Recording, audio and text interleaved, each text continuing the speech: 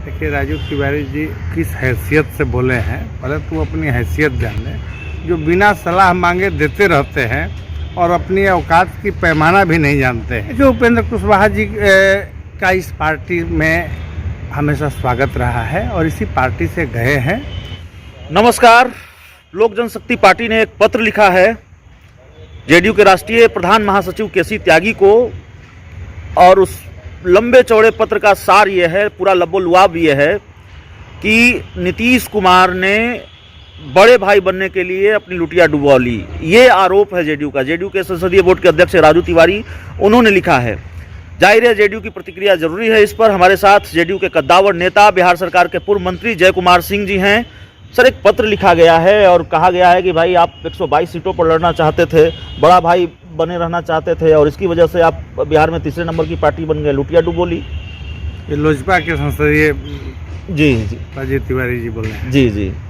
देखिए राजू तिवारी जी किस हैसियत से बोले हैं, पहले तो अपनी हैसियत जान लें कि उनकी गठबंधन में उनकी हैसियत क्या है।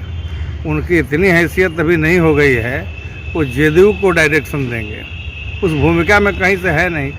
कुछ लोग ऐसे हैं जो बिना सलाह मांगे देते रहते हैं और अपनी औकात की पैमाना भी नहीं जानते हैं। जहाँ जेडीयू और भाजपा हो, वहाँ इनकी क्या पैमाना है उनको खुद जान लेनी चाहिए कि सीट शेयरिंग की बात कभी भी उनके साथ बैठ कर के अपनी हम टारगेट और अपनी मापदंड उन्हें बताने की आवश्यकता नहीं है।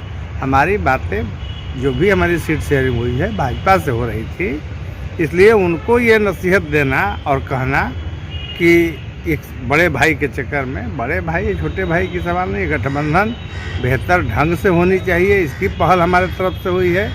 और हमेशा हम लोगों ने गठबंधन धर्म का पालन किया है, और उस गठबंधन के जो पार्टी नहीं बन पाए वो क्या सलाह देंगे। लगता नहीं कि आप पहले नेता रहे बिहार में विधानसभा चुनाव के बाद जिन्होंने आवाज़ उठाई और ये कहा कि बहुत कन्फ्यूजन रहा, बीजेपी ने चीज़ें क्लियर नहीं की। लगता नहीं कि बीजेपी को अब और क्लियर करना चाहिए। एक चिट्ठी भेजी जाती है चिराग पासवान को, आपके पार्टी के बड़े नेता हैं केसी त्यागी, वो जेडीयू की राष्ट्रीय कार्यकारिणी की बैठक के बाद जो प्रेस कॉन्फ्रेंस करते हैं उसमें पहले भी वो दावा कर चुके हैं कि चिराग पासवान केंद्र की एनडीए का भी हिस्सा नहीं है। और एक चिट्ठी भेजी जाती है बीएल संतोष के द्वारा और एनडीए की बैठक में बुलाया जाता है चिराग पासवान को। लगता नहीं कि थोड़ा और क्लियर करना चाहिए, बताना चाहिए चिराग पासवान केंद्र की एनडीए में है नहीं है। जेडीयू की अपेक्षा तो ये होगी ना कि चीज़ें और क्लियर होनी चाहिए चिट्ठी के बाद। देखिए लोजपा के प्रति जेडीयू का क्या ख्यालात है, हम अपनी नज़रिया स्पष्ट कर चुके हैं, इसलिए बार बार उस बात को मैं दोहराना नहीं चाहता हूं। लेकिन हमारे नज़रिया और हमारी पार्टी की नज़रिया बिल्कुल स्पष्ट है। राष्ट्रीय हमारा जो प्रवक्ता हैं हमारे आदरणीय केसी त्यागी जी ने बड़ी स्पष्ट रूप से उस बात को उन्होंने कहा है। जिस दिन संसदीय दल की मीटिंग की जो बात थी, उन्होंने बहुत अपनी प्रवक्ता की हैसियत से उन्होंने कहा है। वो एथेंटिक बयान था, और उस बयान की मैं देखा पहल होते हुए भी कि तुरंत उसको रोकाया जाना, इसका मतलब है कि गठबंधन की सामंजस्य बड़ी बेहतर ढंग से चल रही है। हमारी गठबंधन क्या है, हमारी बातों की अहमियत दे, गठबंधन की साथी की अहमियत हमारे यहाँ हो, ये जो सामंजस्य हम जो देख रहे हैं इन दिनों बहुत बेहतर चल रही है। उपेंद्र कुशवाहा कब आ रहे हैं सर? देखिए उपेंद्र कुशवाहा जी का इस पार्टी में हमेशा स्वागत रहा है और इसी पार्टी से गए हैं। उपेंद्र कुशवाहा जी पूरी तरह से माननीय मुख्यमंत्री की कार्यकलापों से बहुत संतुष्ट है। ये बात कई जगह पर बोल भी चुके हैं, और हमारे आदरणीय दादा ने इसका पहल भी किया है।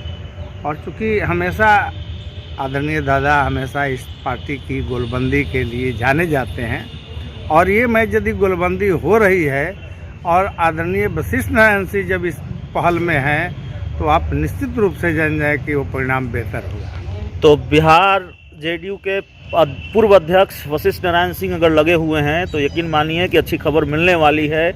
उपेंद्र कुशवाहा और नीतीश कुमार एक बार फिर साथ आने वाले हैं। चिराग पासवान की पार्टी एलजेपी की तरफ से जो चिट्ठी जारी की गई है, जो चिट्ठी पत्र भेजा गया है केसी त्यागी को, उस पत्र पर भी हमने बातचीत की बिहार सरकार के पूर्व मंत्री और जेडीयू के कद्दावर नेता जय कुमार सिंह जी से। तो इस इंटरव्यू में इतना ही। बहुत बहुत धन्यवाद।